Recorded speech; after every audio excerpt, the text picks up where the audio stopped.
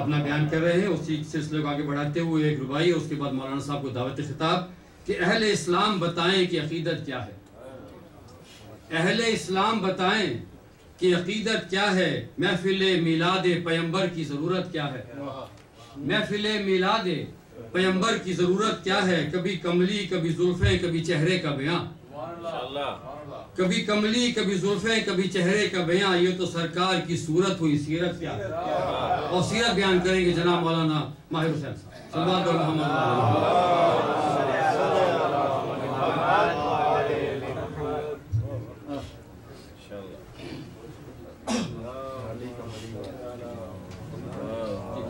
اور ایک اعلان یہ رہ گیا کہ کل مجلس کے اختتام پر شبیہ گہوارہ جناب علی اصغر علیہ السلام برآمد ہوگی، کل مجلس کے اختتام پر شبیہ گہوارہ حضرت علی اصغر علیہ السلام برآمد ہوگی، اور 7 محرم کو مصائب حضرت امام حضرت قاسم علیہ السلام، 8 محرم کو علم حضرت عباس علمدار، 9 محرم کو مجلس کے بعد تابوت حضرت علی اکبر علیہ السلام، اور روز عاشور کی مجلس کے بعد 10 محرم کو تابوت امام حسین علیہ السلام برآمد ہوگا۔ تمام مجالس میں پابندی وقت کے ساتھ شرکت کی درخواست کرتے ہیں۔ مجلس ہماری کوشش ہے کہ ٹھیک 8 بجے شروع ہو جایا کرے تاکہ مولانا اپنے مخصوص وقت پہ 8:30 اور 8:45 کے درمیان روزے ممبر ہو جائیں۔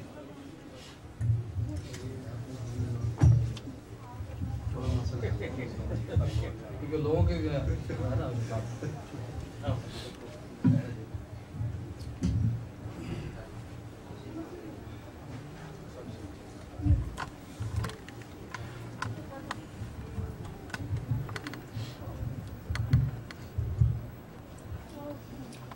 رحم اللہ من قرأ الفاتحہ۔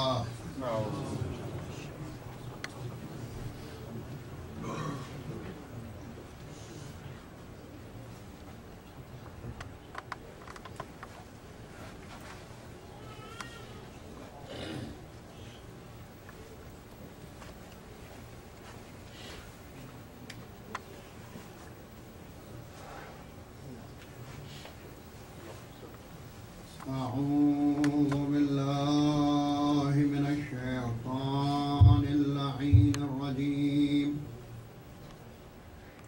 بسم الله الرحمن الرحيم، الحمد لله رب العالمين، والصلاة والسلام على أشرف الأنبياء والمرسلين، سيدنا ونبينا وشفيعنا مولانا أبي القاسم محمد، اللهم صل على محمد وآله الطيبين الطاهرين المعصومين المظلومين، واللعنة الدائمة على قاتلهم وغاصب حقوقهم ومنكر فضائلهم وعدائهم أجمعين من يومنا هذا إلى يوم الدين، أما بعد فقد قال الله تبارك وتعالى في كتابه المبين، وهو أصدق القائلين وقوله الحق، بسم الله الرحمن الرحيم، يا أيها النبي إنا أرسلناك شاهدا ومبشرا ونذيرا وداعيا إلى الله بإذنه وسراجا منيرا، وبشر المؤمنين بأن لهم من الله فضلا كبيرا۔ اللهم صل على محمد وآل محمد۔ عزیزان محترم، بڑی سبک روی کے ساتھ ایام عزا اختتام کی منزلوں میں داخل ہو رہے ہیں، دامن وقت سمٹتا چلا جا رہا ہے، ان آیات کے ذیل میں ہمارا بیان اپنے 5ویں مرحلے میں داخل ہو رہا ہے، اور ابھی سیرت پاک جناب محمد مصطفیٰ صلی اللہ علیہ وسلم کہ بے شمار اور بے انتہا پہلو باقی ہیں، اور حقیقت امر یہ ہے کہ کسی بشر میں ہمت ہی نہیں ہے کہ تمام تر سیرت پاک نبی کو بیان کر سکے۔ عزیزان محترم، یہ وہ سیرت ہے کہ اگر سمٹے تو نقطہ بن جائے اور پھیلے تو پوری کائنات پہ چھا جائے۔ تو اتنی عظیم سیرت ہے، اور وہ نبی کے جس کا تذکرہ نہ صرف قرآن میں ہے بلکہ قرآن پاک سے پہلے جتنی بھی کتابیں آئی ہیں سب میں نبی پاک کا ذکر ہو۔ کہیں فاقلیتا کہہ کے نبی کو پکارا گیا ہے، تو کہیں انجیل میں احمد کہہ کر پکارا گیا ہے۔ جناب عیسیٰ نے جو اصلی انجیل ہے، اصلی بائبل ہے، اس میں جناب عیسیٰ نے جو اپنی قوم کو وصیت فرمائی ہے، یہ فرمائی کہ میرے بعد میں تمہیں خوشخبری دیتا ہوں کہ میرے بعد ایک نبی آئے گا کہ جس کا نام احمد ہوگا۔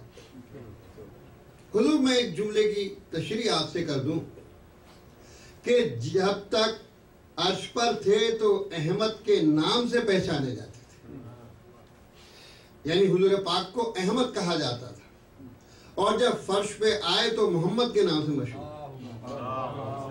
صلی اللہ علیہ محمد۔ لیکن قابل غور بات یہ ہے کہ عرش پہ احمد کیوں کہا جاتا تھا اور فرش پہ محمد کیوں کہا جاتا ہے؟ احمد کہتے ہیں، احمد کے جو عربک معنی وہ یہ ہیں کہ جو سب سے زیادہ توصیف خدا کرے، جو سب سے زیادہ، اسے احمد کہا جاتا ہے۔ تو یعنی یہی کی بات نہیں، بزم ملاکوتی میں، بزم نور میں، فضائے نور میں سب سے زیادہ اگر مدح و ثناء خداوند عالم کرنے والی کوئی ذات تھی تو اس کا نام نامی، اسم گرامی حضرت محمد مصطفیٰ صلی اللہ علیہ وآلہ وسلم تھا۔ تو عرش پہ زیادہ تعریف کی خدا کی تو احمد کہلائے، اور محمد کے کیا معنی؟ محمد کے معنی ہے کہ جس کی سب سے زیادہ تعریف کی جائے۔ تو جب یہ عرش پہ تھے خدا کی انہوں نے زیادہ تعریف کی تو احمد کہلائے، جب فرش پہ آئے تو خدا نے ان کی سب سے زیادہ تعریف کی تو یہ محمد کہلائے۔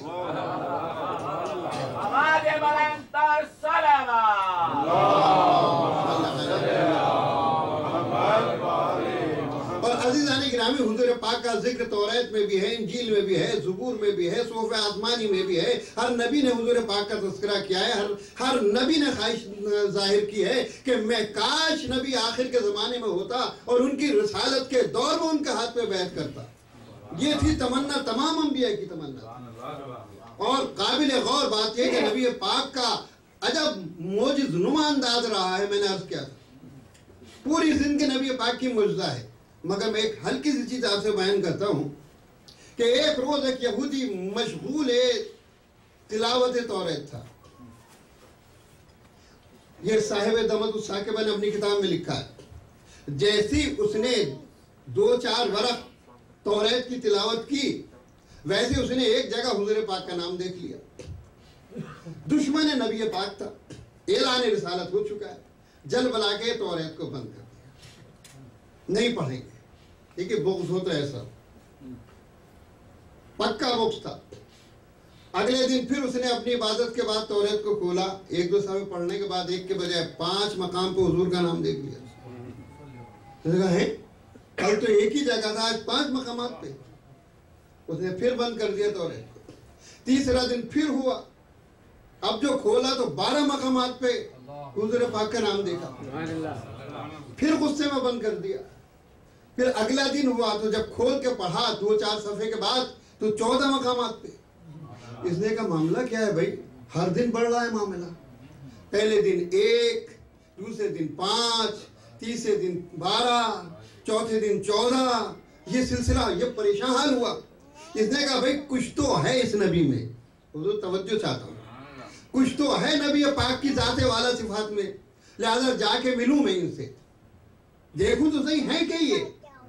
حضور جب آیا نبی پاک کے پاس سلام کیا تو کہا اچھا ہوا تو پہلے ہی آ گیا، ورنہ اگر یہی سلسلہ رہتا تو توریت کے ہر صفحے پہ میرا نام نظر آتا۔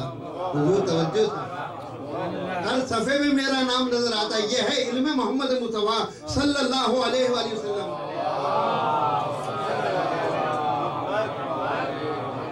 لوگ کہتے کہ ہم علی کو بڑھا دیتے، بھائی ہم علی کو نہیں بڑھاتے محمد سے۔ جس دن ہم مولا کائنات کو پیغمبر سے بڑھائیں گے مسلمان نہیں رہیں گے۔ عزیزان گرامی، لیکن پرابلم یہ میں نے کسی مجلس میں عرض کیا تھا کہ تم سیرت نبی سنتے ہو اپنے والوں سے اور سیرت علی سنتے ہو ہم سے۔ اگر نبی کو سمجھنا ہے تو علی والوں کے در پہ آؤ، اس لیے کہ یا نبی کو علی نے سمجھا ہے علی والوں نے سمجھا ہے۔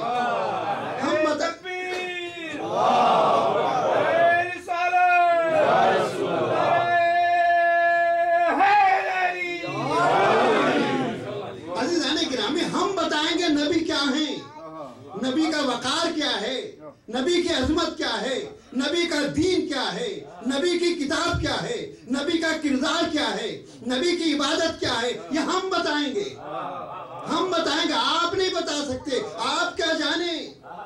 حضور ہم نے نبی کو، چونکہ نبی معصوم ہیں تو عصمت کے ذرائع سے معلوم ہوتی ہے، نور کے ذریعے معلوم ہوتا ہے، یعنی عظمت نور کو نور جانتا ہے۔ حضور بے نور کی حقیقت کو کیا جانے۔ حضور اگر آفتاب کی عظمت کو سمجھنا ہے تو پھر جس کے آنکھیں اس سے پوچھئے، لیکن اگر چمگادڑ کے پاس جا کے پوچھئے کہ آفتاب کا نور کیا ہے تو وہ تو خود ہی اندھی ہے، اسے کیا معلوم ہے۔ تو نور کی عظمت کو وہ جانے گا جو پیرو نور ہے۔ صلوات محمد و آل محمد۔ ایک یہودی نے صحابی پیغمبر سے پوچھا اور پوچھنے کے بعد کہا کہ یہ بتائیے کہ آپ کے نبی کی دونوں بہویں، آپ دیکھیں، آپ جائیے ان کی بزم میں اور سیرت نبی کے جلسوں میں جائیے، نبی کی زلفیں ایسی تھیں، نبی کی آنکھیں ایسی تھیں، نبی کا چہرہ ایسا تھا، یعنی وہ بھی حقیقی نہیں بیان ہوتا، جو ان کے کج فکر دماغ میں تصور ہے وہی بیان ہوتا ہے۔ تو جنہیں ناز ہے نا کہ چہرہ بہت بیان کرتے ہیں، صورت نہیں، سیرت جیسے کہ آپ نے سنا، سیرت نہیں بیان کرتے، صورت بیان کرتے۔ تو کسی نے کہا کہ بھئی یہ صورت ہی صورت بیان کرتے تو ان سے پوچھ لیا جائے۔ تو ایک یہودی آیا اور یہودی نے آنے کے بعد ان سے کہا، بزرگ صحابی تھے، کہا یہ بتاؤ نبی کے بعد کی بات ہے کہ تمہارے نبی کے بھویں آپس میں فصل رکھتی تھیں یا وصل؟ دونوں بھویں آپس میں ملی بھی تھیں یا الگ الگ تھیں؟ کچھ پتہ نہیں۔ میں کہوں گا یہ فصلی لوگوں کے بتانے کی بات نہیں ہے، اس کو بلا فصل والوں سے پوچھئے، وہ صورت بھی بیان کریں گے، وہ سیرت بھی بیان کریں گے۔ صلوات محمد و آل محمد۔ تو عزیزان گرامی، سیرت نبی ہم سے پوچھو، ہم بتائیں گے سیرت نبی کیا ہے، ہم بتائیں گے عظمت قرآن کیا ہے، ہم بتائیں گے دین کیا ہے۔ جن کے بزرگوں ہی کو دین کی دال نہیں معلوم تھی، وہ کیا جانے کہ دین کیا ہے۔ پوری زندگی گزر گئی سورہ بقرہ کو یاد کرنے کے لیے، تو جنہیں سورہ بقرہ یاد نہ ہو سکی وہ قرآن کو کیا بتائیں گے۔ سوچنے کی بات ہے، قرآن کو وہ بتائے گا یا اس کا پیرو بتائے گا کہ اگر ایک قدم رکھے تو بسم اللہ کہے اور دوسرا قدم رکاب میں رکھے تو قرآن تمام ہو جائے۔ صلوات محمد و آل محمد۔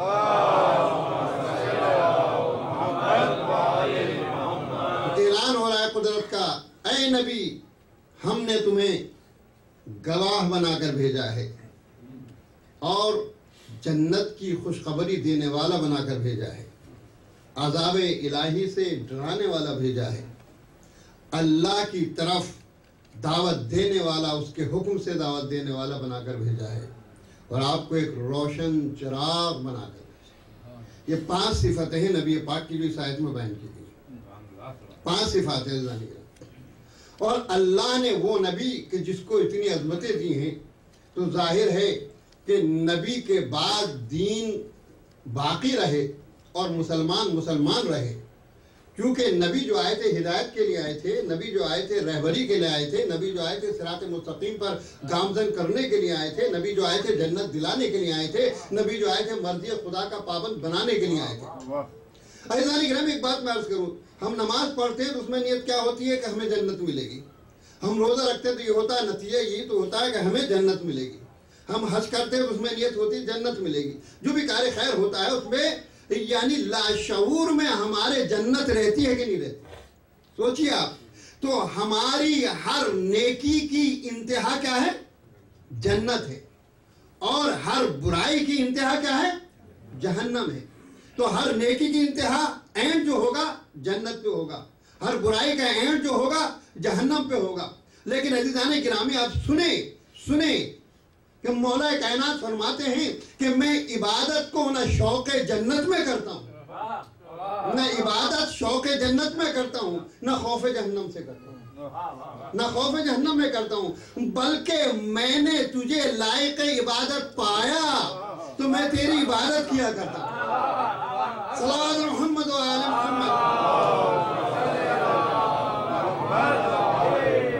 تو عزیزان گرامی، لیکن یاد رکھیں آپ کہ تمام نیکیوں کی انتہا جنت، تمام برائیوں کی انتہا جہنم، لیکن ان دونوں کا دار و مدار ہے، یعنی جہنم کسے ملے گا اور جنت کسے ملے گا، یہ پوری جو بات ہے یہ ہے رضائے خدا پر مبنی، اللہ کی رضا پر مبنی۔ اگر رضائے خدا حاصل ہے تو اعمال و عقیدے کے ساتھ جنت ملے گی، اور اگر رضائے خدا نہیں ہے تو لاکھ کوشش کریں جنت ملنے والی نہیں ہے۔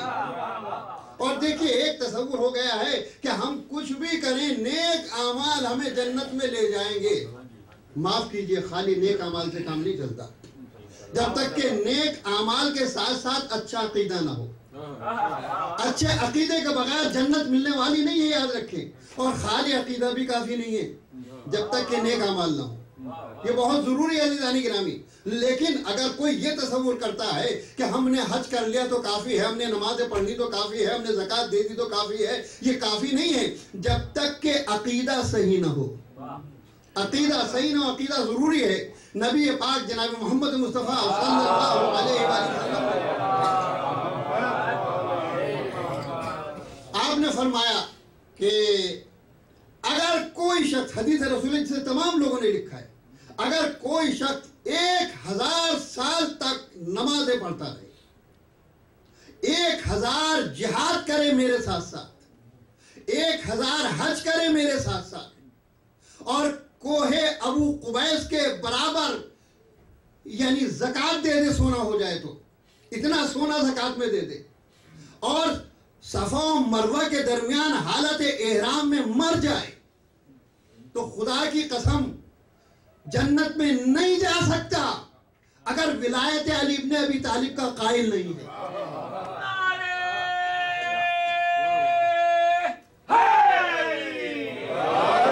تو عزیزان،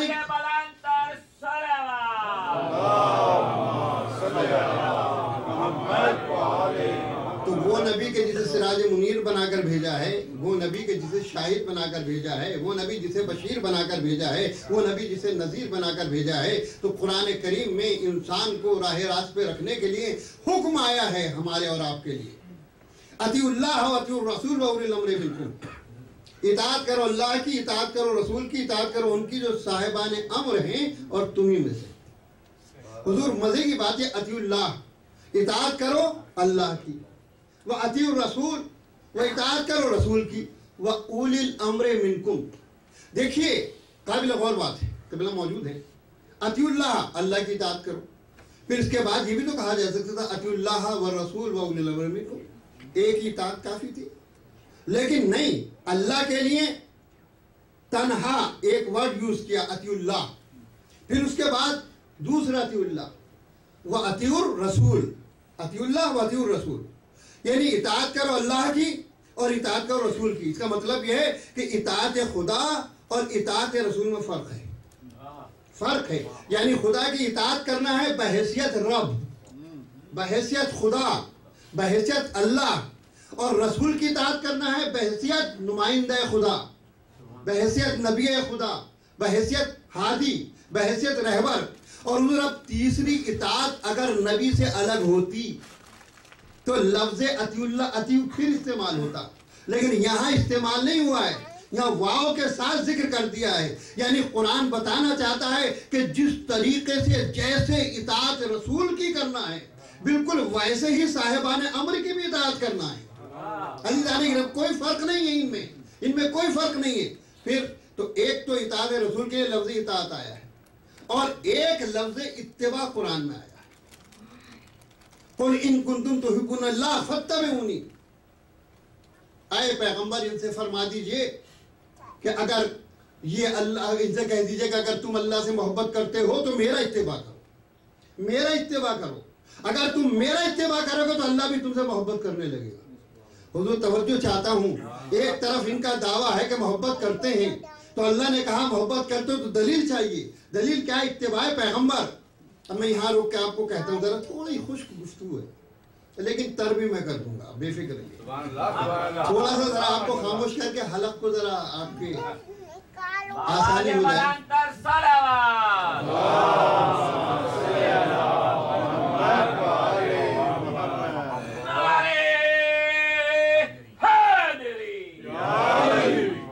تو ایک ہے اطاعت، ایک ہے اتباع. یہ دونوں لفظ الگ الگ ہیں. عزیزان گرامی اطاعت میں اللہ بھی شامل ہے. اطاعت کرو اللہ کی، اطاعت کرو رسول کی، اطاعت کرو صاحبان امر کی، لیکن اتباع میں خدا شریک نہیں ہے.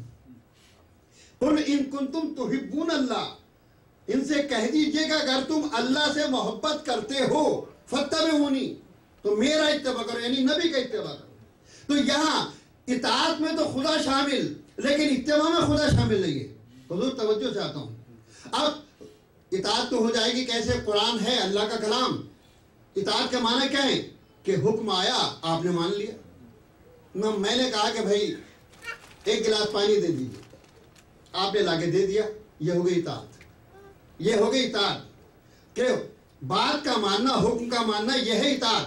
تو اللہ نے قرآن میں حکم دیا، آپ نے مان لیا، اطاعت ہو گئی. نبی کے حدیث سامنے آئی، اطاعت ہو گئی نبی کی. اولی الامر کے حدیث سامنے آئی، اطاعت ہو گئی ان کی. لیکن اتباع میں خدا شریک نہیں ہے. اتباع کے معنی کیا ہے؟ اتباع کے معنی یہ ہے کہ عمل میں اتباع، یعنی جیسے سامنے والا کرے ویسے آپ کو کرنا ہے. یعنی نبی نے نماز کیسے پڑھی ویسے آپ کو پڑھنا ہے. نبی نے روزہ کیسے رکھا آپ کو رکھنا ہے. نبی تو عزیزان گرامی اتباع عمل میں ہوتی ہے اور اطاعت حکم میں ہوتی ہے. تو اطاعت میں تو خدا شریک ہے لیکن اتباع میں خدا شریک نہیں، اس لیے کہ وہ جسم نہیں رکھتا ہے.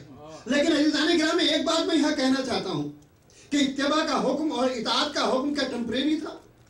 منسوخ ہو گئے گا؟ نہیں، قیامت تک کے لیے آیات ہے.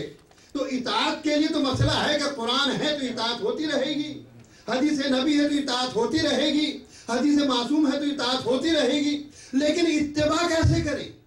اتباع عمل میں ہوتا ہے عزیزان گرامی، اور عمل کے لیے ضروری ہے کہ عمل کرنے والا سامنے ہو، عمل کرنے والا موجود ہو.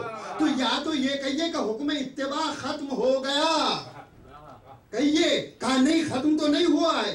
تو میں کہتا ہوں پھر پیغمبر تو نہیں ہے، پیغمبر تو چلے گئے، تو پھر اتباع کے لیے نمونہ کون سا ہے، کون ہے؟ تو حضور ماننا پڑے گا یا تو کہیے آیت منسوخ، اور یا یہ کہیے کہ ایک محمد نہیں تھا بلکہ ایک کے بعد 12 محمد اور تھے.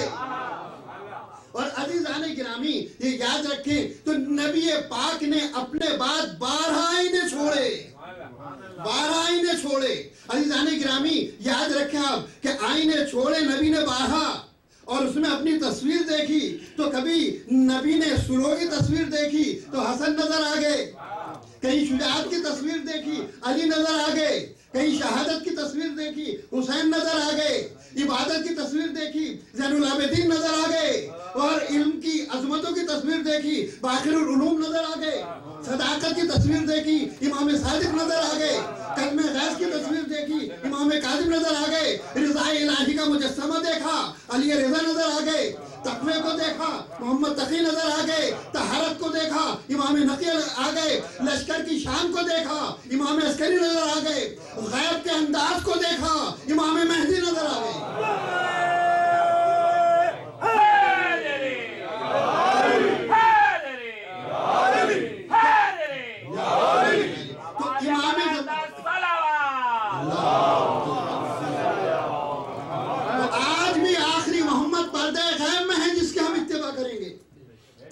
پردے غیب میں ہیں، اور اگر محمد نہ ہوتا تو زمین باقی نہ رہتی۔ فضا مہکتی ہے کوئی گلاب بھی ہوگا، فضا مہکتی ہے کوئی گلاب بھی ہوگا، اندھیرے ہیں تو کہیں آفتاب بھی ہوگا۔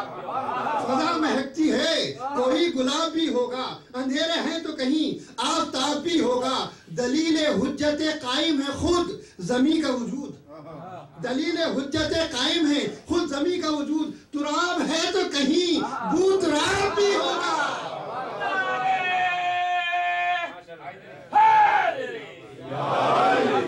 تو عزیزان گرامی، اتباع کا حکم دیا ہے، تو اتباع کا حکم ہے تو اتباع حضور نبی کا گھر نہیں تھا، آئینہ خانہ تھا، آئینہ خانہ تھا۔ مگر ایک بات یاد رکھیں کہ یہ وہ آئینے ہوتے ہیں کہ جب تک تصویر سامنے رہے تو جب تک اصل سامنے رہے تو آئینے میں صورت نظر آتی ہے، جب اصل غائب ہو گئی تو صورت بھی غائب ہو جاتی ہے۔ یہ ہے دنیا کے بنائے ہوئے آئینوں کا نقص، دنیا کے بنانے والوں کا عیب۔ دیکھ لیں آپ کہ جب تک اصل ہے تو تصویر ہے، جب ہٹ گئی تو نہیں۔ یہ ہے الہی آئینے۔ حضور چاہے اصل رہے نہ رہے تصویر رہے گی، تصویر رہے گی۔ اور ایسا نہیں ہے بلکہ تصویر ایک تو خالی تصویر ہوتی ہے، ایک وہ تصویر ہوتی ہے جو بولتی ہوئی تصویر ہوتی ہے۔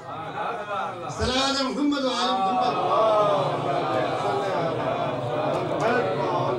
عزیزان گرامی، پھر یہ اتنے عظیم ہیں، اتنے عظیم ہے خدا کی قسم کہ جو کردار پیغمبر وہی ان کا کردار، جو عظمت پیغمبر وہی ان کی عظمت ہے۔ حضور والا نبی خدا کی طرف سے تو نبی کے اہل بیت بھی خدا کی طرف سے، نبی معصوم تو اہل بیت بھی معصوم، نبی سے غلطی نہیں تو ان سے بھی غلطی نہیں، نبی پہ وحی تو ان پہ الہام نازل ہوا، نبی کا علم بھی غیبی ان کا علم بھی غیبی، نبی کو بھی موعظہ ان کو بھی موعظہ، نبی سے خطا نہیں ان سے بھی خطا نہیں، نبی بھی لاجواب نہیں یہ بھی لاجواب نہیں۔ یعنی کوئی بھی سوال کر لے لیکن انہیں کوئی لاجواب نہیں کر سکتا ہے، ہر ایک کا جواب موجود ہے، جواب موجود ہے۔ اگر نبی نصارہ نجران کے مقابلے پہ آتا ہے تو علی منبر پہ آ کے کہتا ہے جو پوچھنا چاہو پوچھ لو، اس سے قبل کہ میں تمہارے درمیان نہ رہوں۔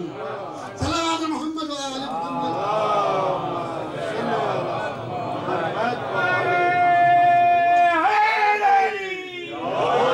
اور عزیزان محترم، ایک بات میں عرض کروں کہ قرآن، دین، مذہب، نبی سمجھ میں نہیں آ سکتے بغیر اہل بیت، یہ سمجھ میں نہیں آ سکتے۔ اور اگر اہل بیت کو چھوڑ کے قرآن سمجھیے گا خدا کی قسم تو گمراہ ہو جائیں گے۔ قرآن یہی ہے، آیات یہی ہے، مگر گمراہ ہو جائیے گا بغیر اہل بیت قرآن کو لیجیے۔ اور میں اپنی طرف سے نہیں کہہ رہا ہوں، ایک تاریخ کی بڑی مشہور شخصیت گزری ہے جس کا نام تھا اسحاق کندی۔ جس کا کیا نام تھا؟ اسحاق کندی۔ بہت پڑھا لکھا عالم تھا مگر ٹیڑھا تھا، کچ فکر تھا، لہذا اس نے ایک کتاب لکھی، اس کا نام تھا تضاد القرآن۔ یعنی قرآن کی ایک آیت ادھر جا رہی ہے، ایک ادھر جا رہی ہے، ایک ادھر جا رہی ہے، اس کی پوری علمی طاقت خرچ کر رہا ہے کہ قرآن میں تضاد ہے۔ قسمت کی بات ہوتی ہے، کوئی قرآن سے آسمان کے راستے معلوم کرتا ہے، کوئی معرفت کردگار کی طرف بڑھتا ہے، اور کوئی تضاد قرآن ڈھونڈتا ہے۔ جس نے پوری کتاب لکھی، فلسفی آدمی تھا، بڑے شاگرد تھے، اس کی کتاب کا بڑا چرچا ہو رہا تھا کہ اب آئے گی تو لاجواب ہو جائیں گے۔ سارے علماء وقت پریشان حال تھے، خدا کرے کتاب نہ آئے، خدا کرے کتاب نہ آئے، خدا کرے کتاب نہ آئے، یعنی یہی کر رہے ہیں، خدا کرے کتاب نہ آئے۔ ارے بھائی کچھ تم تو کرو، تم بھی تو کرو۔ سب ڈرے ہوئے تھے۔ امام کا ایک چاہنے والا اس کا شاگرد تھا، امام کے پاس آیا، کہا سنا ہے تمہارا استاد جو ہے کتاب لکھ رہا ہے؟ کہا مولا تقریباً مکمل ہو گئی۔ کہا کہ وہ تمام جمع کرا؟ کہا کہا کیا تم ایک سوال پوچھ سکتے ہو؟ کہا اس کا تو بڑا روب ہے مولا۔ کہا اچھا، ہمارے چاہنے والے ہو کے اور ایسے استاد کرو؟ کہا مولا نہیں ضرور کریں گے۔ کہا دیکھو پہلے تم چند روز اس سے قربت حاصل کرو، قربت حاصل کرو، جب اس کے قریب ہو جاؤ تو ایک دن تم اس سے سوال کرنا کہ استاد یہ جو کتاب آپ نے لکھی ہے تضاد القرآن، کہ کیا اس کے اور معنی بھی ہو سکتے ہیں یا وہی معنی جو آپ نے مراد لیے؟ تو پڑھا لکھا آدمی ہے، وہ یہ کہے گا بے شک بہت سے معنی ہو سکتے ہیں۔ تو جب وہ یہ کہے بہت سے معنی ہو سکتے ہیں تو تم کہنا اگر صاحب کتاب خدا آ کر کہے کہ جو معنی تو نے مراد لیے وہ نہیں ہے؟ بس یہ سوال کر لیں تو کیا ہوگا؟ اس نے ویسے ہی کیا. جب قربت ہو گئی، بے تکلف ہو گئی، کہا استاد میں سوال کرنا چاہتا ہوں. کیا کہا آپ نے جو کتاب لکھی ہے تضاد القرآن، اگر یہ بتائیے کہ جو معنی آپ نے مراد لیے اس کے کوئی اور معنی بھی ہو سکتے ہیں؟ کہنے لگا 70 معنی ہے بھائی، ایک نہیں 70 معنی ہو سکتے. تو شاگرد نے کہا استاد یہ بتائیے، اگر خدا آپ سے یہ کہے کہ جو تو نے معنی مراد لیے ہیں وہ نہیں ہے، تو آپ کی اس کتاب کی حقیقت کیا رہے گی؟ حضور توجہ چاہتا. اس نے آنکھوں میں آنکھیں ڈال کے کہا پھر دہرانا. اس نے پھر وہی سوال دہرایا کہ ایک مرتبہ اور کہہ دیں. پھر اس نے دہرایا.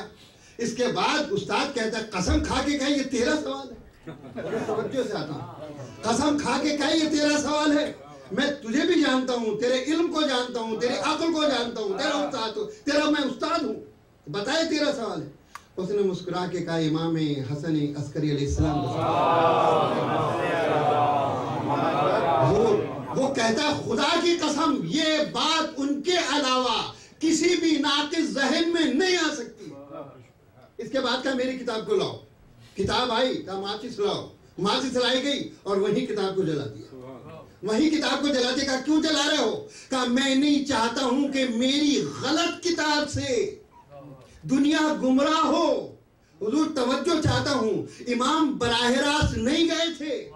امام کے ذریعے ایک جملہ گیا تھا. عالم تھا، عرب تھا، پڑھا لکھا تھا، فلسفی تھا، حکیم تھا، لیکن قرآن کو اہل بیت کے بغیر لے رہا تھا. تو حضور گمراہ ہو گیا، لیکن جہاں امام نے ہدایت کی گمراہی سے نکل آیا. تو عزیزان محترم آپ سمجھے کہ جب امام کے دور میں رہنے والے بغیر امام کے قرآن کو نہ سمجھ سکے تو اعلیٰ خیرہ کیا سمجھیں گے؟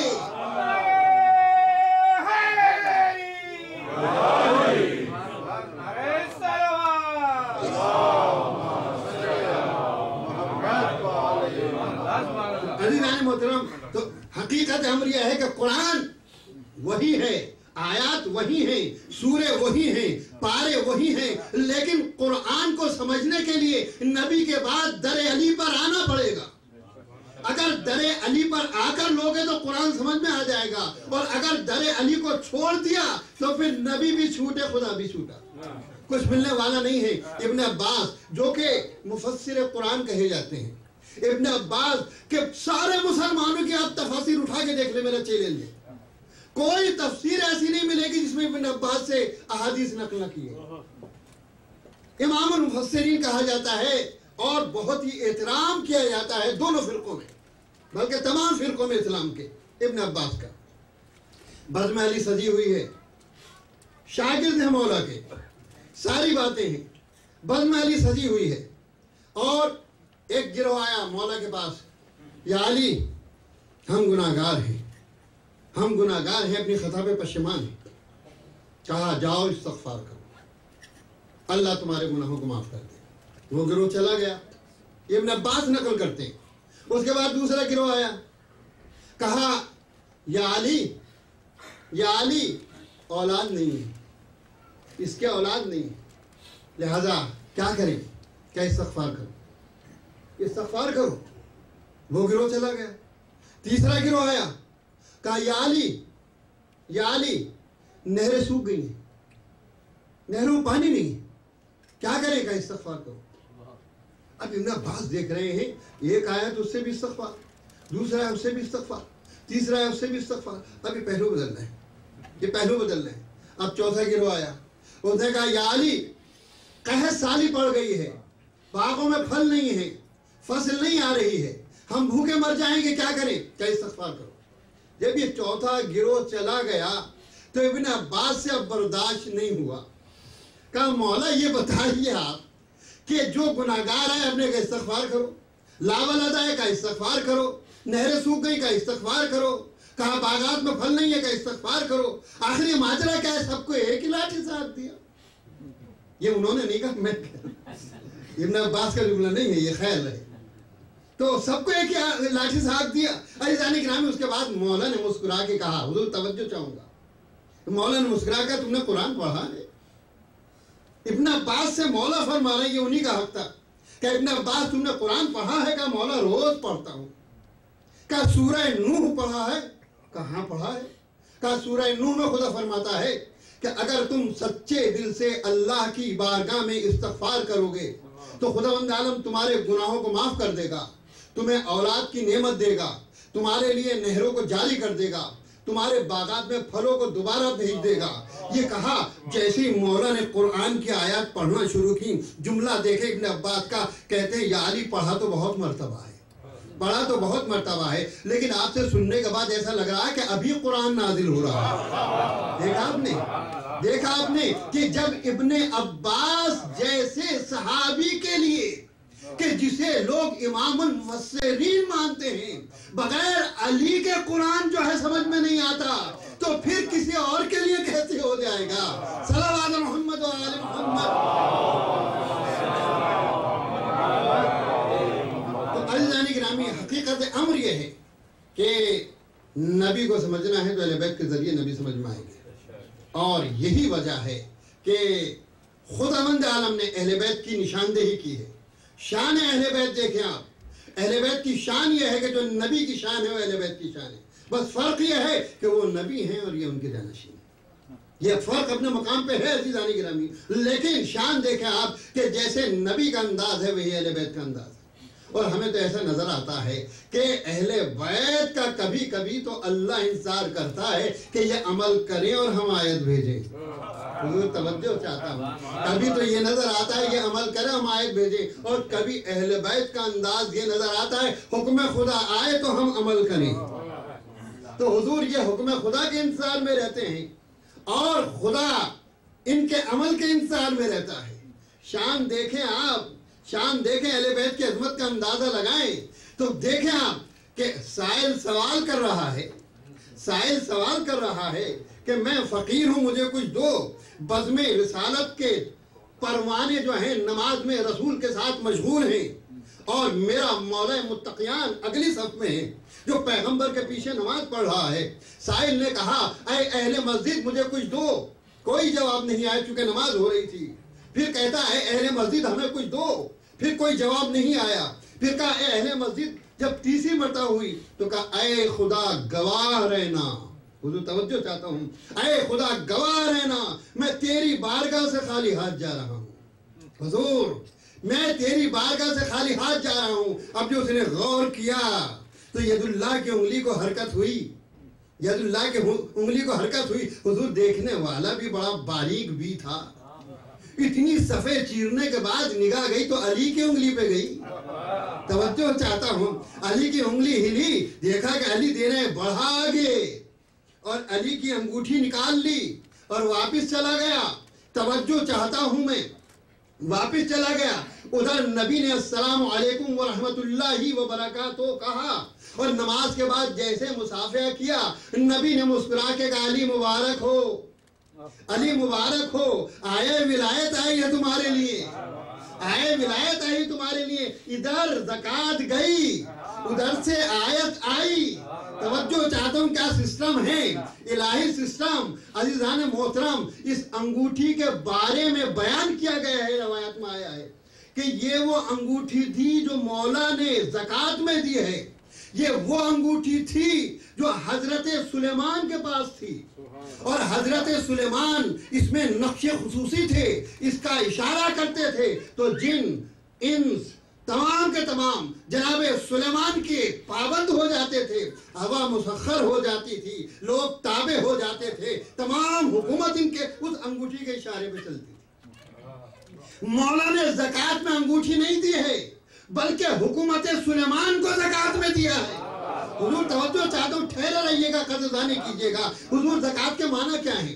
زکات کوئی پوری دولت کے دینے کا نام نہیں ہے, بلکہ اگر زکات جو ہے کہیں 20واں حصہ ہے, کہیں 10واں حصہ ہے, کہیں 15واں حصہ ہے, اور کہیں 40واں حصہ ہے. تو عزیزان گرامی, مولا نے سلیمان کی حکومت کو زکات میں دیا, یعنی زکات دینے کے بعد آپ کو 39 مال آپ کے پاس رہتا ہے. تو حضور کتنا امیر ہے جناب امیر کہ جو زکوٰۃ میں حکومت سلیمان دے دے. تو سوچئے کہ کتنا بڑا ہے کہ ایک حکومت زکوٰۃ میں دے دی. تو کہا یہ نہ سمجھنا کچھ نہیں رہا, یہ تو سلیمان کی حکومت زکوٰۃ میں دی ہے, اب کائنات پہ علی کی حکومت موجود ہے.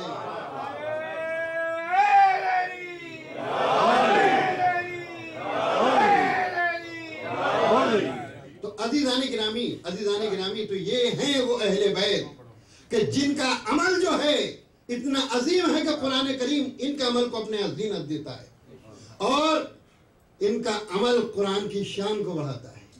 ان کا عمل قرآن کی شان کو بڑھاتا ہے. قرآن پہ کیسے عمل کیا جائے اہل بیت بتائیں گے, ورنہ حضور بے شمار آیت قرآنی بغیر عمل کے رہ جاتے اگر اہل بیت نہ ہوتا.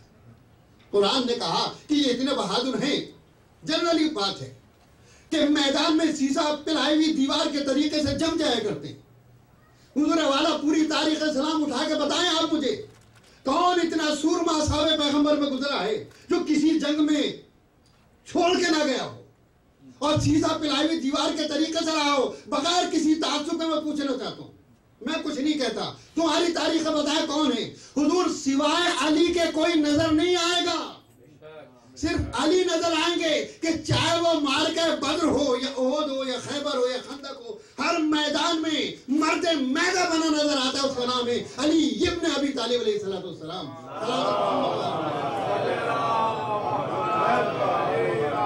اور اسی لیے شان اہل بیت کو قرآن کریم نے بہت ہی عجیب و غریب انداز سے بیان کیا ہے. چنانچہ دیکھیے جب یہ دین کی حفاظت کرنے والے ہیں تو قرآن نے ان کے کردار کی بھی حفاظت کی ہے. تو قرآن نے کہا, یعنی نبی کا انداز دیکھیں گے, نبی کو بھی فکر تھی کہ قدم قدم پہ عظمت اہل بیت کو ظاہر کیا جائے.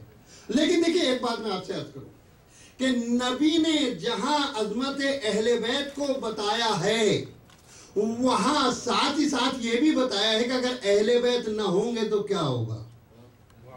یہ دیکھنا, یہ دونوں چیزیں بتائیں گے, تصویر کے دونوں رخ. اہل بیت ہوں گے تو کیا ہوگا, اہل بیت نہ ہوں گے تو کیا ہوگا. اور بڑا الزام تھا نبی پاک پر کہ جہاں دیکھو علی کو بڑھا دیتے ہیں, جہاں دیکھو علی کو بڑھا دیتے ہیں, جب دیکھو علی کو آگے بڑھا رہے ہیں. یہ بڑا الزام تھا. حضور والا پیغمبر نے کہا اچھا ٹھیک ہے, ہم بتا دیں کہ ہم بڑھاتے ہیں, یہ کون بڑھاتا ہے. سورہ برات نازل ہو چکی ہے. دیکھا قرآن میں کیا ہے, داعین الی اللہ باذنہ. یہ نبی وہ ہے جو اللہ کی طرف دعوت دیتا ہے حکم خدا سے. نبی ہے مگر دعوت بھی دے گا اللہ کی طرف تو حکم خدا سے دے گا. اللہ نے نبی بنائے. تو پھر سورہ برات نازل ہو چکا ہے. نبی نے کہا بھائی ٹھیک ہے, بزرگ ہے بیچارہ, بڑی تمنا رکھتا ہے, لہذا کہا لو بھائی آج ہم آپ کو دے دیتے ہیں. آیت قرآنی لے کر گئے. اور صاحب سوچیں آپ کہ اتنا بڑا اعزاز قرآن سنانے کا, تو پھولے نہیں سما رہے تھے. ادھر بھی دیکھ رہے ہیں مسکرا کے, ادھر بھی دیکھ رہے ہیں مسکرا کے, ادھر آ کے چل رہی ہیں, ادھر آ کے چل رہی ہیں. دیکھا آج چانس مل گیا. اور اونٹ پہ بیٹھ کے چلے. ابھی کچھ دور ہی چلے ہوں گے کہ قرآن کی آیت نازل ہو گئی. اے محمد, اے نبی, یا تو ان آیات کو آپ پہنچائیں یا وہ پہنچائیں جو آپ میں سے ہو. یعنی یا آپ پہنچائیں یا وہ پہنچائیں جو آپ میں سے ہو. عزیزان محترم, کیا نبی نے حکم خدا کے بغیر پہنچایا؟ قرآن تو خود کہہ رہا ہے وما ینطق عن الہوی ان ہو الا وحی یوحی. ہمارا حبیب تو کوئی کلام کرتا ہی نہیں جب تک کہ وحی نازل نہ ہو. تو عزیزان گرامی, یہ جو نبی نے کہا کہ آیات لے جاؤ, تو اللہ نے کہا تبھی تو نبی نے کہا. تو مالک آخر ماجرا کیا ہے؟ پہلے کہہ دیا ہوتا کہ علی کو دے دو. یہ ماجرا کیا کوئی گیا کسی کو بھیجا پھر پلٹایا؟ بھیجا تھا تو پلٹایا کیوں؟ پلٹانا تھا تو بھیجا کیوں؟ آخر بات کیا ہے؟ تو عزیزان گرامی, یہ گئے بڑی شان کے ساتھ, چند قدم چلے تھے, کچھ دور چلے تھے, قرآن کی آیت نازل ہو گئی. کہا علی جاؤ, تیزی سے جاؤ, اور ان سے کہنا کہ پیغمبر نے کہا واپس آ جائیے, واپس آ جائیے, اور اب ہم یہ پیغام پہنچائیں گے. جب یہ پہنچے, مولا کائنات پہنچے, تو انہوں نے کہا علی اور آپ کہا جناب. کہا کیوں آئے؟ کہا نبی نے بھیجا ہے. کس نے بھیجا ہے؟ کہا آیت قرآنی کو پہنچانے کے لیے. کہا کون سی؟ کہا وہی جو آپ کو دی تھی. انہوں نے کہا واپس ہو جائیں, آپ واپس ہو جائیں. یا رسول اللہ یہ ماجرا کیا ہے؟ کہا میں دنیا کو حکم خدا سے بتانا چاہتا ہوں کہ علی کو بھیجنے کا فیصلہ یا آگے بڑھانے کا فیصلہ یہ میرا نہیں ہے, یہ خدا کا فیصلہ ہے, خدا کا فیصلہ ہے. اور حضور سوچیں, آپ مشرکین کی برائی تھی, ان کا اجداد کی برائی تھی, ان کی نجاست کا ذکر تھا. یاد رکھیں آپ کہ جو ایک عرصے تک مشرک رہا ہو, جو ایک عرصے تک بت پرست رہا ہو, جب بت پرستوں کی برائی ہوگی, جب مشرکوں کی برائی ہوگی, تو سوچئے زبان لڑکھڑائے گی کہ نہیں؟ زبان لڑکھڑائے گی کہ نہیں؟ اس لیے کہ کوئی یہ بھی تو کہہ سکتا ہے جمعہ 8 دن سرکار, اب تک تو ہمارے پیر بھائی تھے اور اب آپ چلے ہیں ہمیں برا کہنے کے لیے, اپنے تو گریبان کو جھانکیے. تو عزیزان گرامی یہ مسئلہ ہوتا کہ نہیں ہوتا؟ بالکل ہوتا. آج کل ہوتا ہے, ایک بے نمازی نماز پڑھنے لگے اور اپنے ساتھی کو کہے بھائی تم بھی نماز پڑھو. 8 دن ہوئے آپ کو نماز پڑھے ہوئے, ہمیں تبلیغ شروع کر دی. یہ ہوتا ہے نہیں ہوتا؟ آپ سوچئے. تو پھر جب یہ چلے لے کر اور مولا کائنات نے واپس کیا, ان کو منہ لٹکائے ہوئے واپس ہو گئے. حضور جانا بڑا آسان تھا, مگر آیتیں لینے کے بعد منہ لٹکا کے واپس آنا عجیب و غریب منظر تھا, عجیب و غریب منظر تھا. ادھر میرا مولا چلا تیزی کے ساتھ اور کفار نے دیکھا علی آ گئے, علی آ گئے, کھلبلی مچ گئی, علی آ گئے. اور جیسے ہی مولا کائنات پہنچے گا ٹھہرو ٹھہرو, مجھے پیغام رسول پہنچانا ہے. اور یہ رسول کا پیغام نہیں ہے, یہ خدا کا پیغام ہے. رسول نے حکم دیا ہے کہ تمہارے درمیان پہنچاؤں. سارے جمع ہو گئے, کیونکہ علی کی للکار ہے, کسی اور کی نہیں ہے. جانتے بھاگیں گے بھی تو کہاں جائیں گے, تو لہذا بہتر یہ ہے کہ ٹھہر جاؤ. سب ٹھہر گئے. اب مولا کائنات کا یہ حکم خدا ہے, غور سے سننا. اور مولا کائنات نیچے اترے ہوئے کھڑے ہوئے ہیں, چاروں طرف کفار ہیں, تلواریں سب کے ہاتھ میں ہیں. اور مولا کائنات نے اب قرآن کی آیات کو پڑھنا شروع کیا. اور جب قرآن کی آیت کو پڑھنا شروع کیا تو کفار کی مخالفت, وہ اسے دیکھ رہا ہے تلوار نکالنے کے لیے, وہ اسے دیکھ رہا ہے تلوار نکالنے کے لیے, وہ اسے دیکھ رہا ہے. آخر میں جب مولا نے سب کو دیکھ لیا کہ وہ تلوار کھینچنا چاہتا ہے, وہ تلوار کھینچنا چاہتا ہے, تو تاریخ نے یہ لکھا ہے کہ مولا نے کہا دیکھو یاد رکھنا آج میں مکے میں ہوں اور ہر وقت میرے ساتھ رہتے تھے رسول جو روکنے والے تھے. تمہیں تو روکنے والے ہیں, اگر میں نے تلوار نکال لی تو مجھے کوئی روکنے والا نہیں. اور حضور والا جب آنکھوں میں آنکھیں ڈال کے علی نے کہا تو سب کے چہرے اتر گئے, سب کے چہرے اتر گئے. اور مولا کائنات نے کہا یہ وہ آیات ہے جس میں کفار و مشرکین کو نجس قرار دیا ہے اور مسجد الحرام میں ان کا داخلہ ممنوع قرار دیا ہے. یہ بتائیے, سچ بتائیے آپ کہ نجس ہونے کا اعلان کون کرے گا کہ جس کے دامن پہ کبھی نجاست کا داغ نہ آیا ہو, لیکن جن کا دامن 40 سال تک آلودہ رہا ہو, ان میں کیا ہمت ہے کہ نجاست سے روکے. صلوات محمد و آل محمد. کیونکہ یہ وہی کام کرے گا کہ جس کے لیے آیت تطہیر آ چکی ہو, جن کی طہارت کے اعلان آیت تطہیر کر چکی ہو. اور حضور طہارت بھی ایسی کیا شان ہے آیت تطہیر کی کہ انما یرید اللہ لیذھب عنکم الرجس اہل البیت ویطہرکم تطہیرا. بے شک بھائی میں زیادہ دیر نہیں پڑھوں گا, لیکن تھک کیوں گئے ابھی سے, ایک صلوات بھیجیے.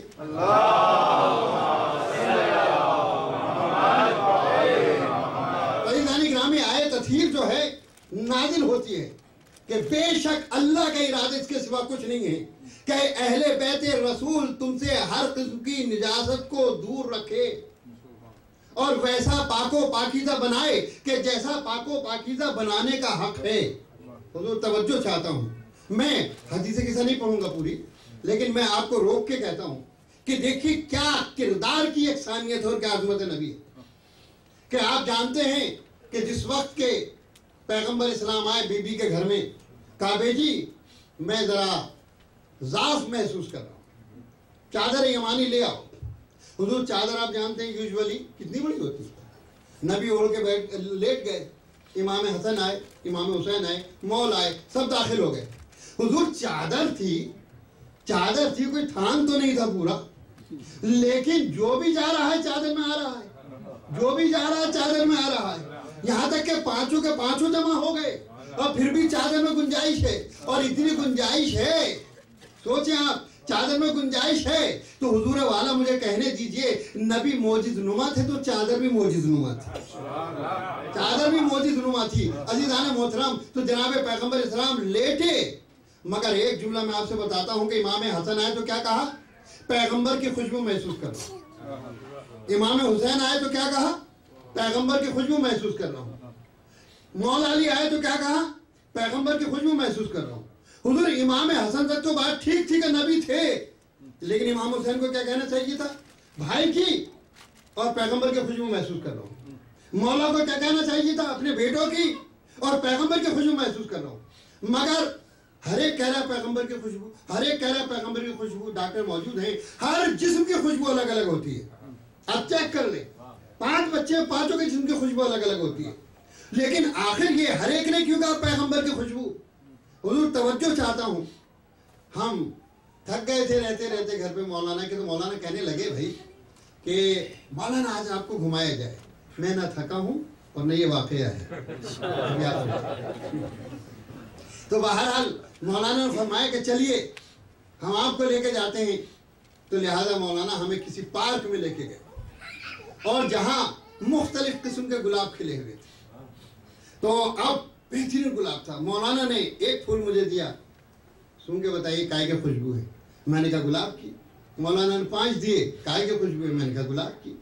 مولانا نے 12 دیے، کائے کی خوشبو ہے، میں نے کہا گلاب کی۔ مولانا نے 14 دیے، کائے کی خوشبو ہے، کہا گلاب کی۔ تو مولانا نے سوال کیا کہ بھائی 1 دیا تھا تو بھی گلاب، 5 دیے تو بھی گلاب، 12 دیے تو بھی گلاب، 14 دیے تو بھی گلاب۔ تو میں نے کہا اگر 1 لاکھ بھی دیجیے گا تو یہ ایک ہی خوشبو رہے گی، اس لیے کہ اصل ایک ہے، اصل ایک ہے۔ تو عزیزان گرامی یاد رکھیں آپ کہ حسن آئے تو اصل رسالت تھی، حسین آئے تو اصل رسالت تھی، علی آئے تو اصل رسالت تھی۔ تو حضور اصل ہے رسالت، لہذا جسم بدلتے رہیں گے، خوشبو ایک ہی رہے گی۔ صلوات محمد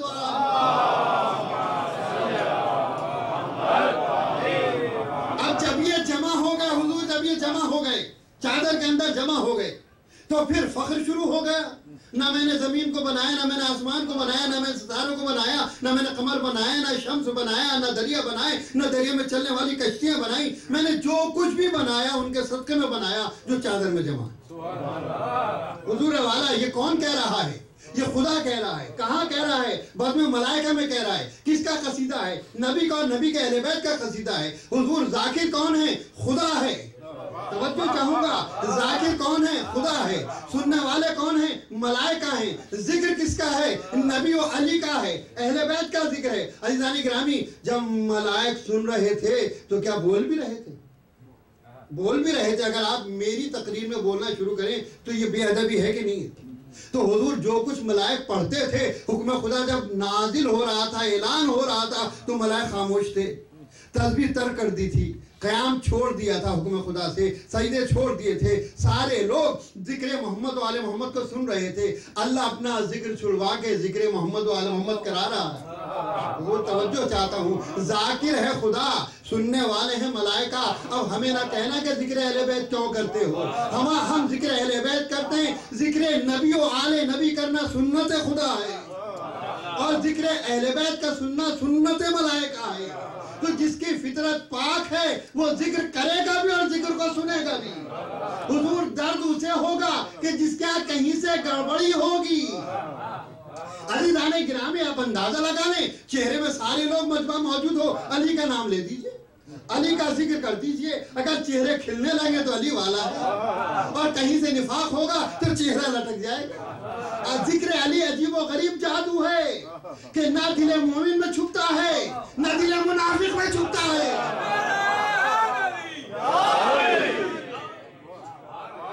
ایک اور صلوات بھیجئے۔ اور جب اللہ نے کہا کہ نہ زمین بنائی، نہ آسمان بنائے، نہ ستارے بنائے، نہ ثوابت بنائے، نہ شمس بنایا، نہ قمر بنایا، نہ دریا بنائے، نہ کشتیاں بنائی، میں نے کچھ نہیں بنایا مگر ان کے صدقے میں جو دریا جو چادر کے اندر جمع ہے۔ تو اب ملائکہ نے کہا کون؟ اس نے کہا کون؟ اس نے کہا کون؟ کون بولے؟ وہی سردار ملک کھڑا ہوا کہ یا اللہ یہ کون ہے؟ یہ کون ہے جو جمع ہے چادر کے اندر؟ اب کیا کہا؟ ہم فاطمہ، فاطمہ ان کے باپ ہیں، ان کے شوہر ہیں، ان کے بچے ہیں۔ عزیزان گرامی، تعارف بڑی شخصیت سے ہوتا ہے۔ میرا بیٹا یہاں آ جائے تو اب کیا کہیں گے؟ مولانا ماہر کا بیٹا ہے۔ بڑی شخصیت سے ہوتا نہیں ہوتا؟ تو وہاں یہ کہنا چاہیے تھا کہ بھائی نبی ہیں، ان کی بیٹی ہے، ان کے داماد ہیں، ان کے نواسے ہیں۔ یہ اصول تو یہی تھا۔ یا زیادہ سے زیادہ علی کا نام لیا جاتا، یا علی ہیں، علی کے یعنی علی ولی خدا ہیں، ان کے سسر نبی ہیں اور ان کی بیوی ہیں، ان کے بچے ہیں۔ نہیں، کسی کا نام لیا، نہ حسن کا نام، نہ حسین کا نام، فاطمہ کا۔ حضور توجہ چاہتا ہوں، توجہ چاہتا ہوں، حضور نبی کا نام لیا جاتا تو اس میں نہ اہلوں کا داخلہ ممکن تھا۔ حضور کہا جاتا کہ نبی ہیں اور ان کی بیٹی ہیں، تو لوگوں نے یوں ہی کتنی بیٹیاں بنا لی ہیں، کتنی بیٹیاں بنا لی ہیں۔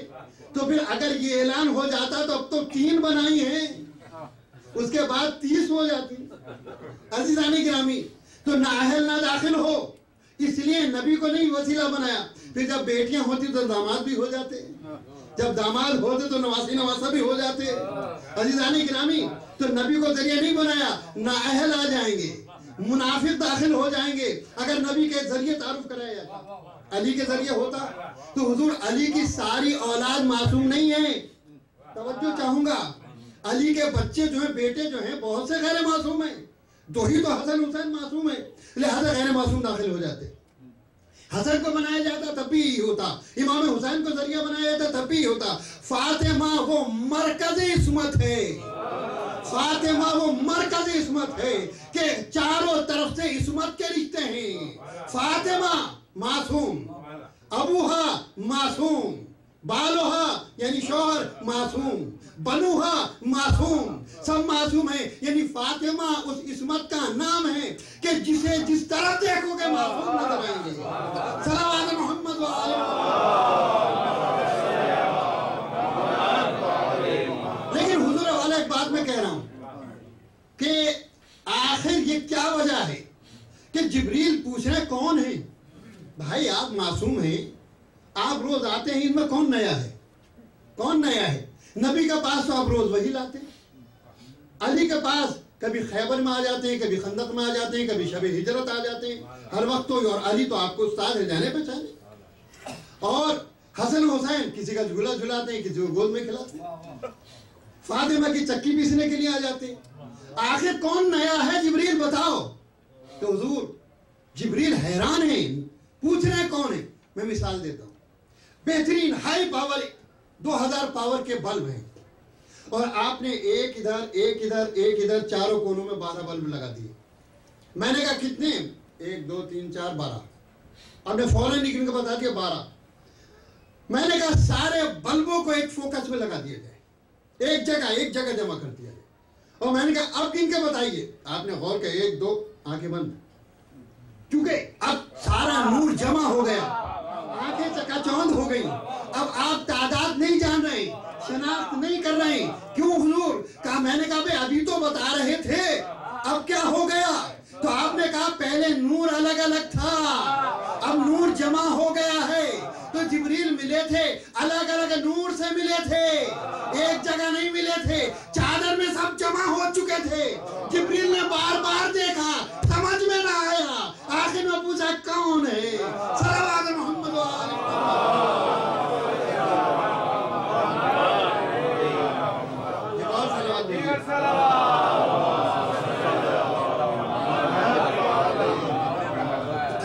بس میں نے آپ کی زحمت کو تمام کیا دوستوں، کیونکہ یہ تو ذکر اہل بیت ہے، روانی ہے، دریا ہے۔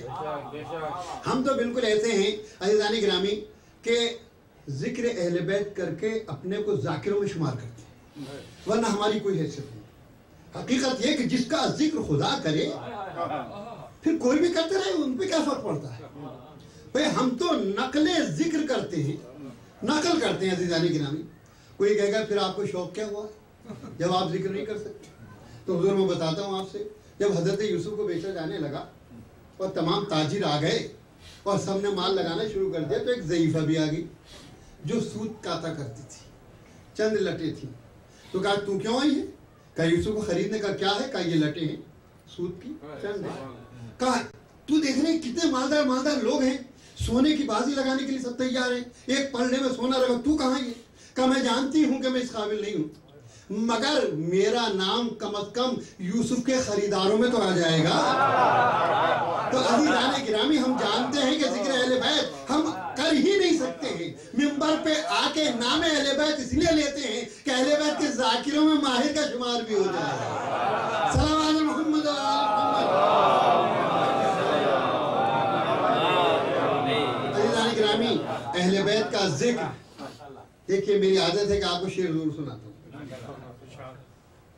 دل میرا اے جام جم تجھ سے بہل سکتا نہیں, دل میرا اے جام جم تجھ سے بہل سکتا نہیں, بندے حیدر کسی سانچے میں ڈھل سکتا نہیں. دل میرا اے جام جم تجھ سے بہل سکتا نہیں, بندے حیدر کسی سانچے میں ڈھل سکتا نہیں. میں دل حاسد نہیں ہوں, ذرہ ناچیز ہوں, میں دل حاسد نہیں ہوں, ذرہ ناچیز ہوں. نور سے انور تو ہو سکتا ہوں, جل سکتا نہیں. سلام علی محمد و آل محمد. حضور جو مترابی ہیں ذکر خدا سن کے ان کے دل باغ باغ ہو جاتے ہیں, دل میں زندگی آتی ہے, زبان پہ مسکراہٹ آتی ہے. اب آپ ذکر اہل بیت سنیں, فضائل سنیں تو مسکراہٹ ہے, مصائب سنتا ہے تو لفظ مصائب سنتے ہی بے چینی. اور میری عادت ہے کہ میں 5 محرم کو ثانیہ زہرا کے بچوں کا تذکرہ کرتا ہوں. عزیزان محترم, اگرچہ وقت کافی ہو چکا ہے, لیکن حضور یہ وقت آتا و جاتا رہے گا, مگر کوئی گارنٹی نہیں کہ ہم آئندہ سال بھی زندہ رہیں گے. کتنے ہمارے درمیان تھے جنہیں آپ یہاں جانتے ہیں کہ 5 سال تک تھے, آج نہیں. ہماری دعا یہ ہے کہ اللہ تمام عزاداران امام کو سلامت رکھے اور دوبارہ پھر ذکر سید الشہداء کو سنیں اور سنائیں. عزیزان گرامی, یہ بڑا عظیم ذکر ہے. اور دیکھیے ایک فقرہ میں آپ سے آخر میں پھر کہوں گا کہ دیکھیے سید الشہداء کا تذکرہ ہے, سید الشہداء کا ذکر. ضروری ہے کہ ذکر کے ساتھ ساتھ مکان بھی ویسا ہو جو شان سید الشہداء کے مطابق. عزیزان گرامی, آپ دیکھیں وہ حسین کے جس نے اللہ کی راہ میں سب کچھ لٹا دیا, لہٰذا اگر ہم حسین کا گھر, اس کا نام نامی ہے حسین کے پدر بزرگوار کے نام پر شاہ نجف, تو ہمارا فریضہ ہوتا ہے کہ حضور شاہ نجف کا گھر ایسا ہونا چاہیے کہ جو دنیا کہے گا ہاں یہ شاہ نجف کا گھر ہے. لہٰذا میری دعا ہے کہ خالق کائنات بہت جلد وہ راہ ہموار کر دے کہ جب اس امام باڑے کی بہترین اور اچھی بلڈنگ اس کو حاصل ہو جائے. اور یہ آپ لوگوں کی کوششوں کے بغیر نہیں ہوگا دوستوں. اور یاد رکھیں کہ یہ پیسہ جو راہ خدا میں آپ خرچ کریں گے, یہی پیسہ اپنا محفوظ ہے. باقی سارے پیسے میں حساب ہوگا, لیکن جو راہ اہل بیت میں خرچ ہو جائے گا اس میں حساب نہیں.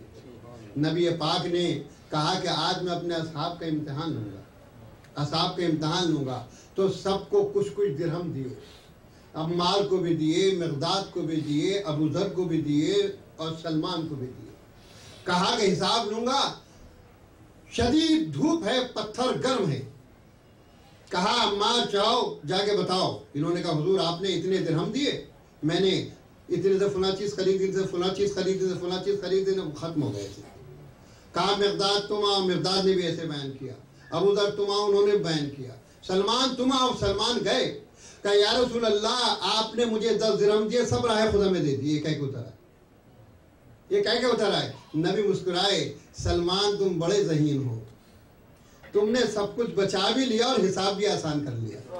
تو عزیزان گرامی, راہ حسین میں دیں گے, امام باڑے کے بننے میں دیں گے, تو آپ کا وہاں کا حساب بہت ہلکا ہو جائے گا. اس لیے کہ جس علی کے لیے دیں گے وہ کہے گا کہ اے خدا اس نے میرے گھر بنانے میں دیا ہے, تبلیغ دین میں دیا ہے, اس کو تو معاف کر دے.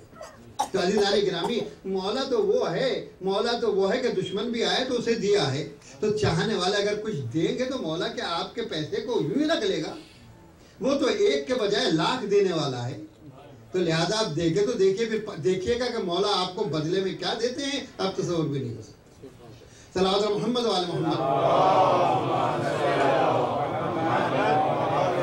تو عزیزان محترم، آج میرا دل چاہتا ہے کہ بی بی زینب کے بچوں کا تذکرہ کیا جائے. وہ زینب کے جو کربلا کے واقعے کو حسین کے بعد غیر معصومین میں سب سے زیادہ اگر واقعہ کربلا کے متعلق جانتی تھی تو جناب زینب جانتی. حضور یہ اتفاق نہیں کہ زینب کو حالات سے دو چار ہونا پڑا، بے خبری میں آ گئی، نہیں، ایک ایک چیز سے جناب زینب باخبر تھی. میری ماں میری بہنوں دل تھام کے سنو، آج زینب کے بچوں کا تذکرہ ہے، لیکن میں ذرا زینب کے بارے میں عرض کروں گا. جناب زینب بچی ہیں، ایک دن روتی ہوئی پیغمبر اسلام کے پاس آئی، کہا بیٹی کیا ہوا؟ گلے سے لگایا، پیشانی کو بوسہ دیا. زینب بیٹی کیا بات ہے؟ کہا نانا جان میں نے بڑا عجیب و غریب خواب دیکھا ہے، اور جب سے وہ خواب دیکھا میں بڑی بے چین. غور سے سنیے میری ماں میری بہنوں میرے دوستوں کہ زینب بچی ہے مگر کیا انداز ہے. کہا نانا جان میں نے خواب میں دیکھا کہ شدید آندھی آئی ہے، دنیا تاریک ہو گئی ہے، اور اس شدید آندھی میں ادھر سے ادھر گھوم رہی ہوں، کبھی آندھی ادھر لے کے جاتی ہے، کبھی آندھی ادھر لے کے جاتی ہے. مجھے ایک بہت بڑا درخت نظر آیا، میں درخت کے نیچے پناہ لیتی ہوں اور اس کی پناہ میں آ گئی اور درخت سے وابستہ ہو گئی، ایک جگہ آرام کے ساتھ بیٹھی ہوئی تھی. ابھی تھوڑی دیر گزری تھی کہ درخت جڑ سے اکھڑ گیا، اور جیسے ہی درخت جڑ سے اکھڑا ویسے ہی میں نے ایک شاخ کو پکڑ لیا. تھوڑی دیر تک اس شاخ کو پکڑنے کے بعد میں آرام سے رہی، پھر وہ شاخ بھی ٹوٹ گئی. اس کے بعد میں نے دوسری شاخ کو پکڑا، وہ شاخ بھی ٹوٹ گئی تھوڑی دیر کے بعد. اس کے بعد میں نے تیسری شاخ کو پکڑا، ایسی کہ جس کے دو شاخیں تھی جس میں تھوڑی دیر کے بعد وہ بھی ٹوٹ گئی، اور میں اندھیرے میں چلی گئی اور میں تنہا رہ گئی. جب سے میں نے یہ خواب دیکھا ہے نانا جان میری عجیب و غریب حالت ہے. کہا زینب تمہارا خواب بالکل صحیح ہے. کہا نانا جان کیا ہے؟ کہا درخت سے مراد تمہارا نانا ہے، تمہارا نانا ہے، ان قریب تمہارا نانا تمہارا ساتھ چھوڑنے والا ہے. اور کہا وہ جو پہلی شاخ تم نے پکڑی ہے وہ تمہاری ماں فاطمہ زہرا ہے، جو میرے بعد سب سے پہلے میرے پاس آ جائے گی. کہا دوسری شاخ تمہارے بابا علی مرتضیٰ ہیں، کچھ عرصے کے بعد تمہارے بابا بھی چلے جائیں گے. پھر وہ جو دو شاخیں تم نے دیکھی ہیں میری لاڈلی زینب وہ حسن و حسین ہیں. پہلے میرا لال حسن شہید کیا جائے گا زہر دغا سے، اس کے بعد جو تم نے دیکھا ہے کہ سیاہ آندھیاں آ گئیں، اندھیرا ڈوب گیا اور میں ویرانے میں گھوم رہی ہوں، تو وہ تمہارا بھائی حسین جب کرب و بلا کے میدان میں 3 دن کا بھوکا پیاسا شہید ہوگا تو میری بیٹی زینب سیاہ آندھیاں چلنے لگیں گی، زمین کربلا کو زلزلہ آ جائے گا اور آفتاب کو گہن لگ جائے گا، آسمان سے خون کی بارشیں ہوں گی، فضا میں جبریل آواز دیں گے الا قتل الحسین بکربلا الا ذبح الحسین بکربلا.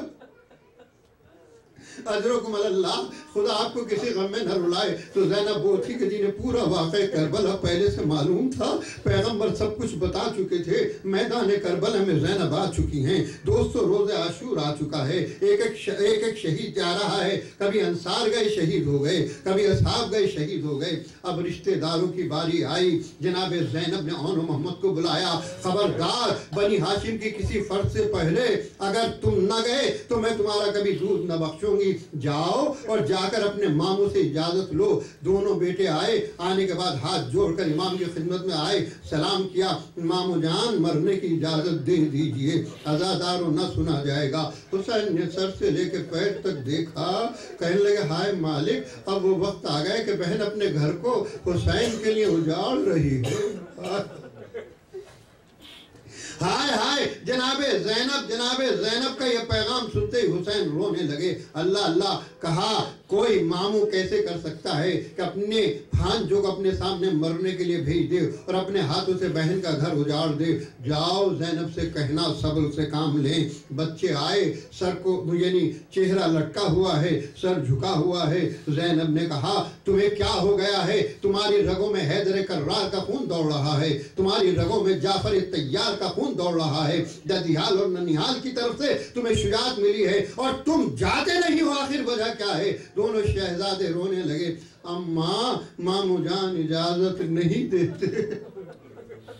فضہ کو بلایا، جاؤ بھیا سے کہو کہ تشریف لائیں. جیسے فضہ گئی امام حسین روتے ہوئے کہنے لگے مجھے معلوم ہے ثانیہ زہرا کیا کہیں گی. सानिया ज़हरा क्या कहेंगी? पसे पर्दा से ज़ैनब ने ये जुमला सुना, चादर ओढ़ी हुसैन की खिदमत में आ गई। मेरे भैया, आपको माँ के हक की कसम, आज ज़ैनब को इस कुर्बानी से न रोकी है। इस अंदाज से जनाबे ज़ैनब ने कहा कि हुसैन रोने लगे। अज़ादारों, हुसैन रोने लगे और रोते हुए हुसैन ने कहा कि ज़ैनब, अब तुमने ऐसा वास्ता दिया है, ऐसी कसम दिलाई है ज़ैनब का, मैं मजबूर हूँ। जाओ, बच्चों को ले जाओ, तैयार कर दो, असला सजे। और मोहम्मद निकल के आए। ज़ैनब ने मुस्कुरा के खुदा हाफिज कहा, ये अजीब व गरीब करबला की माँ है, बच्चे मरने के लिए जा रहे हैं और ज़ैनब मुस्कुरा रही है। और क्या कह रही है ज़ैनब? बच्चों, आना तो मैं तुम्हें शहीद देखूं, आना तो मैं तुम्हें शहीद देखूं, या तो सारे हुसैन के दुश्मनों को मार के आना या फिर शहीद हो के आना। इस सूरत में ना आना कि तुम जिंदा भी रहो और दुश्मन भी बाकी रहे। अल्लाह अल्लाह, दोनों शहजादे मैदान में आए। हुसैन दिल को पकड़े हुए हैं। मैदान क़िताल में एक भाई ने एक तरफ हमला किया, दूसरे भाई ने दूसरी तरफ हमला किया। ये मिसाल है जनाब ओन मोहम्मद की कि दोनों शहजादे पिसरे साथ के खेमे तक पहुंच गए और पिसरे साथ के खेमे में नेज़ा मार के कहा, ए बदनिहात, तू हमारे मामू को शहीद करना चाहता है? हिम्मत है तो हमारे मुकाबले पर आ जा। उसने आवाज दी, हुसैन के बच्चे आ गए और तुम्हें क्या हो गया है? अब जो इस आवाज का बुलंद होना था, चारों तरफ से बच्चे घिरे। एक तरफ ओन पे हमले हो रहे हैं, एक तरफ मोहम्मद पे हमले हो रहे हैं। बच्चे लड़ते रहे। बड़ा भाई घोड़े से जमीन पे आया, आवाज दी, मामू जान, सलाम आखिर को कबूल कीजिए। थोड़ी देर के बाद छोटा भाई शहीद हुआ। मामू जान, सलाम आखिर को कबूल कीजिए। हुसैन ने भी आवाज को सुना, अली अकबर ने भी आवाज को सुना, फिजा ने भी आवाज को सुना। जैसे अली अकबर ने आवाज को सुना, हजरत से अर्ज की, अली अकबर ने दौड़कर अली अकबर ने दौड़कर, मारे गए हुजूर फूफी जान के पिसर। फरमाया, हाय लुट गया बेकस बहन का घर, हाय हाय। फरमाया, हाय लुट गया बेकस बहन का घर, हम रह गए बुढ़ापे में आंसू बहाने को, हम रह गए बुढ़ापे में आंसू बहाने को। अब्बास आओ, बच्चों के लाशें उठा। अल्लाह, खुदा आपको किसी गम में न रुलाए सिवाय गम अहले बैत के। अल्लाह अल्लाह, हुसैन, जनाब अब्बास, जनाब अकबर सब आगे आगे चले। इमाम हुसैन पहुंचे मैदान में, बच्चों की लाशें आई। अल्लाह अल्लाह, फिजा दर खेमा पर है, दौड़ी दौड़ी आई, बीवी बच्चों की लाशें आ गई, बीवी बच्चों की लाशें आ गई। जनाब उम्मे फरवा, जनाब लैला, जनाब रबाब, तमाम बीवियों ने जनाब ज़ैनब को एक बड़े खेमे में लेकर गई। बीबी बैठो, बच्चों के जनाजे आ रहे हैं। हुसैन जनाजे लेकर आए। जनाब ज़ैनब ने एक बच्चे के यानी दाहिना हाथ बड़े बेटे के मैयत पे रखा और बायां हाथ छोटे बेटे के मैयत पे रखा और खुद को सजदे खालिक में गिरा दिया। और सजदे में क्या कहती हैं? अल्लाह, तेरा शुक्र है कि मेरे बच्चों की कुर्बानी को कबूल कर लिया। अल्लाह, तेरा शुक्र है कि माँ फातिमा के सामने सुखरू कर दिया। लेकिन बच्चों, मैं तुम्हें नहीं रोऊंगी, मैंने तुम्हें हुसैन पे सदका कर दिया।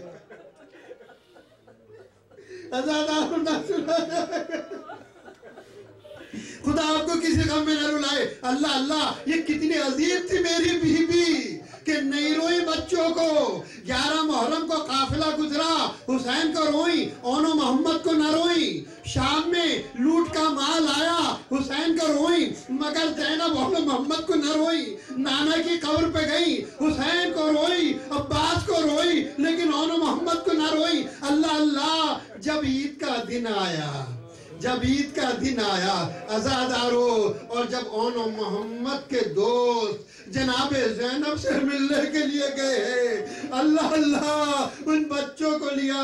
अब ज़ैनब के सब्र का पैमाना भर गया। उस हुजरे में पहुंची जिसमें ओनो मोहम्मद के बिस्तर थे। अरे बेटा, ओनो मोहम्मद, तुम्हारे दोस्त आए हैं, क्या ईद मिलने के लिए न उठोगे? अरे हाय कहा, ज़ैनब को ایام القلب ينقلبون انا للہ و انا راجعون. بار الہ ہماری گناہ نے کبھی روزہ کو معاف فرما. بار الہ ہماری عبادت کو قبول فرما. بار الہ امام زمانہ کے ظہور میں تعجیل فرما. ہم سب کو امام علیہ السلام کا عنوان انصار میں شمار فرما. زیر پرچے میں اہل بیت محشور فرما. جو مقروض ہیں ان کے قرضے کو ادا فرما. جو پریشان ہیں ان کی پریشانی کو دور فرما. بار الہ امام زمانہ کے ظہور میں تعجیل فرما. بار الہ جہاں جہاں مومنین ہیں مظلومین ہیں ان کی حمایت فرما. خصوصاً مومنین پاکستان، مومنین افغانستان، کشمیر اور عراق، ایران، بحرین، سعودی عرب. بار الہ جہاں جہاں مومنین و مظلومین ہیں